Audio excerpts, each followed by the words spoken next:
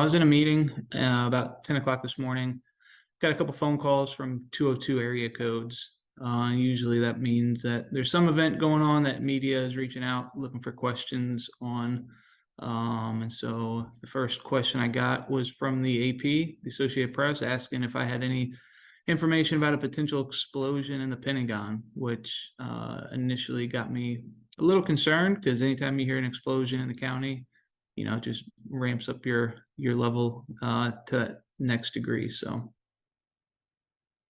you found out through, some media reaching out, and how quickly was it that you realized that this is not a real thing, even though the picture, especially to people maybe outside of this area, might have looked pretty real?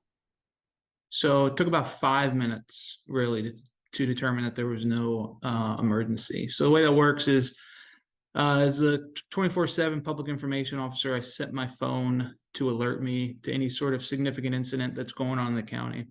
So that didn't go off. So that was my first kind of clue that there may not really be anything happening. And then second, I have a tool at my disposal called a mobile data terminal. It's a fancy laptop that just has all the access to the calls for Arlington County Fire. And so I booted that up real quick, did a quick scan, and found that there were no emergency incidents whatsoever in the area of the Pentagon. And so thirdly, I just hopped on social media real quick to see what all the buzz was about, saw the image, and then took a look at it and realized that the building, nothing in the picture even remotely resembled Arlington. And so we put those three things together to very quickly determine that there was no emergency happening at the Pentagon. Right. I'm guessing for people who live here, either A, they recognize that doesn't look right, or B, they're driving to work, or they could, presumably would be able to see it from a window, and very quickly they could realize. But you all took to social media because obviously it had started getting some traction online. How quickly was it before you were able to get that message out to the world that everything's okay? This is nothing. I think it was about 15 or 20 minutes, maybe a little bit longer. So like I said, it took about 5 minutes to realize that there was no emergency happening at the Pentagon. And at that point, it's reaching out to the various partners and sharing an initial draft message, and then putting a little emphasis behind it that, hey, this is getting spun up rather quickly. We need to quell the flames, with no pun intended. And so we took to Twitter because we realized that part of our role of sharing information about incidents is also sharing information about when incidents really aren't happening. And so we thought it was very important to put community, media, residents, put their minds at ease that there was no emergency happening in Arlington. Clearly, you've seen false, questionable incidents before. Have you ever seen an AI generated image? I would say this is a first for me. What have you learned from this incident that you think you might help you moving forward? So for Arlington's public safety, we've got processes in place, partners that we check in with to verify whether or not an emergency incident is actually taking place. So it's a trust but verify, and that's been our posture before AI really made it onto the scene, and that's going to be our posture moving forward. Continuously trust but verify.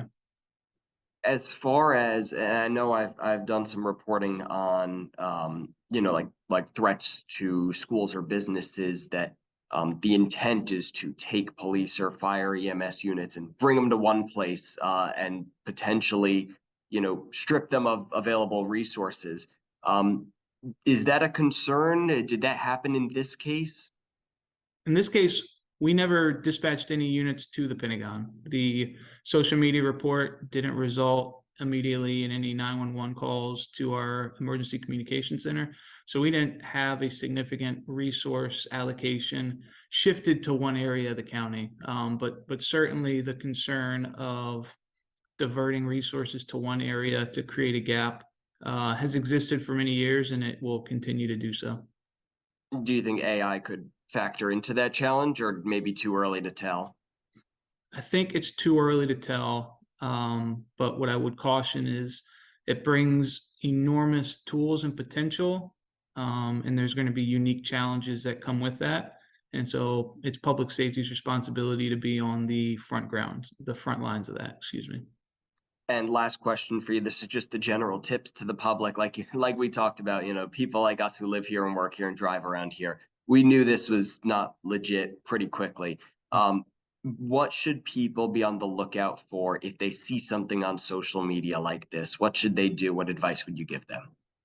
So we're not going to focus on where folks get their information, what sources they follow. But like I mentioned earlier, it's important that you trust but verify the information. And if there are concerns about something on social media that you believe may be tied back to some sort of emergency or incident, it's important to report that via 911 or the county's non-emergency number.